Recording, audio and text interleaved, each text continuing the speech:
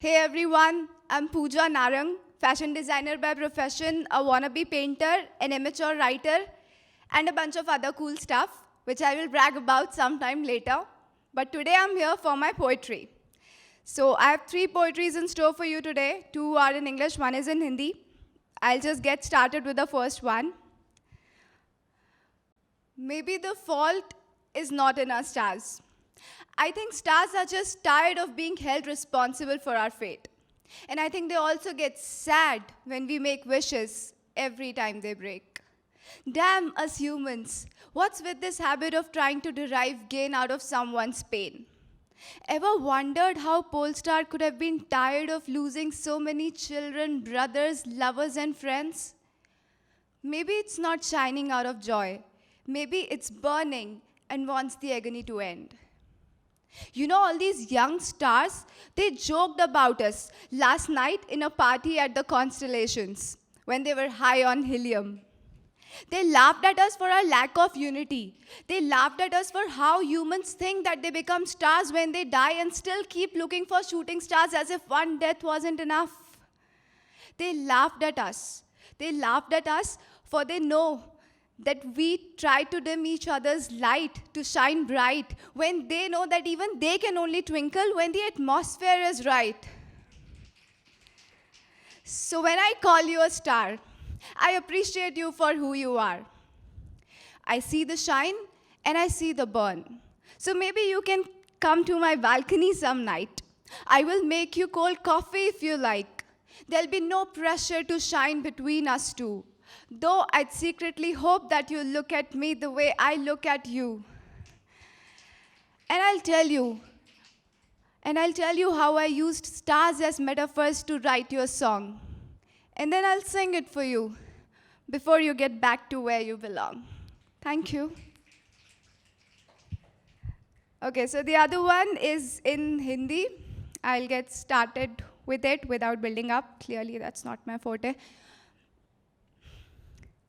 मैंने कहीं पढ़ा था कि जिंदगी में जितना भी कर लो कम ही पड़ेगा. याद नहीं आ रहा कहाँ पढ़ा था, अभी पता करने नहीं जाऊंगी क्योंकि पता करने गई तो मुद्दे से भटक जाऊंगी और मुद्दे से भटक गई तो जो कभी कम ही ना पड़ सके उतना ज़्यादा कैसे बनाऊंगी. तो मैंने खुदा से बोल ही डाला कि खुदा कितना ज़्यादा मेरे लिए बहुत ज़्यादा होगा. एक बार में दे दो मुझे और मुझे शांत करो. मैं भी तुम्हें यूँ रोज़ रोज़ परेशान नहीं करूँगी. जाओ जाकर तुम भी आराम करो. खुदा ने मुझसे कहा कि मैंने ज़िंदगी दे दी तुम्हें एक बार, अब इसका चाहे जो मर्ज़ी करो और तुम्हारी भूख तुम खुद तय करोगी. चलो जाओ अब अपना मसला खुद हल करो. यही तो मसला है कि ये मसला उतना आसान नहीं कि जितना लगता है, और अपने कम से तो मैं फिर भी समझौता कर लूँ. उसका क्या जो मुझे दूसरों का ज़्यादा लगता है. मुझे अपने लिए आलीशान मकान, लंबी गाड़ी नहीं चाहिए. अरे मैं तो साइकिल पर ज़िंदगी गुजार दूंगी बशर्ते पास में आकर कोई मर्सिडीज़ नहीं रुकनी चाहिए. लालच तो हम संभाल भी लेंगे, कमबख्त इस जलन का क्या करेंगे. खुद को तो हम सुधार भी लेंगे, ज़माने के इस चलन का क्या करेंगे.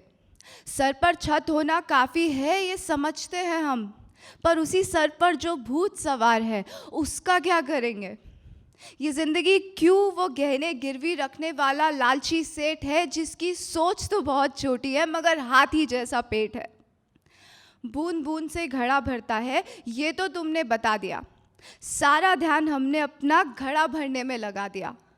अब फ़कत बस ये घड़ा जल्दी भर जाए, कहीं ऐसा ना हो कि हमारी प्यास ही मर जाए.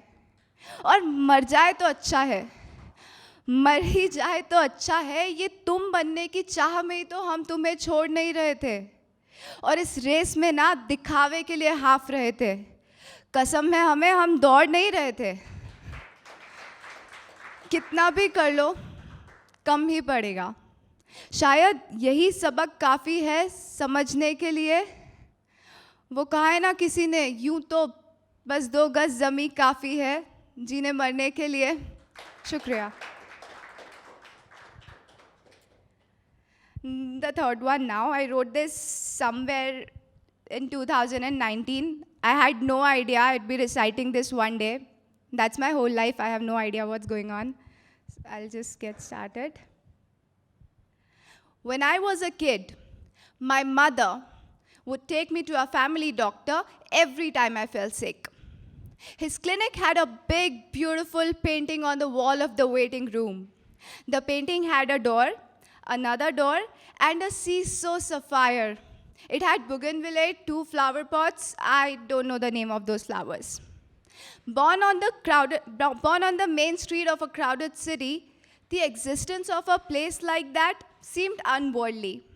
And I always thought to myself that this must be an artist's imagination, a place where fairies live, stars rest, and gods dine, and every possible thought in its glorification. Up until I grew up a little more to realize that there were 1,000 such places around the globe. For this could be Santorini, with its white and blue architecture to keep demons at bay. Or this could be Prague, or some place in west or south of India, which could be just few miles away. And so my purest imagination hit ground reality. And how? Because the only reason I would agree to visit that creepy-looking doctor wasn't reason enough now. Hence, I started worrying. What if every unknown, once becomes known, becomes less attractive? And what if I'm not able to find things for myself that can keep me enough captive? Will desire for the new overshadow the sacrifices made for the old? And if I get stuck on one thing for too long, will I be able to love it like it's my gold? And what if gold doesn't shine like gold anymore? And will the sea always seem interesting even once I've been offshore? So I asked my mom, if this is how the story unfolds, how will I find joy in present realm and keep loving the things that I own? She said, it's obvious to get attracted to the unknown, but you will find things and people for yourself that you would never want to disown. There'd be places you would visit and never forget, people you would meet and never regret. And then you would know that you have found real gold, and you would know it without any fuss. Because gold never corrodes, my baby, the metal beneath it does. And she was right, because the sea seemed grander when I experienced it ashore. And when I got to know certain people better, I fell in love with them even more. Thank you.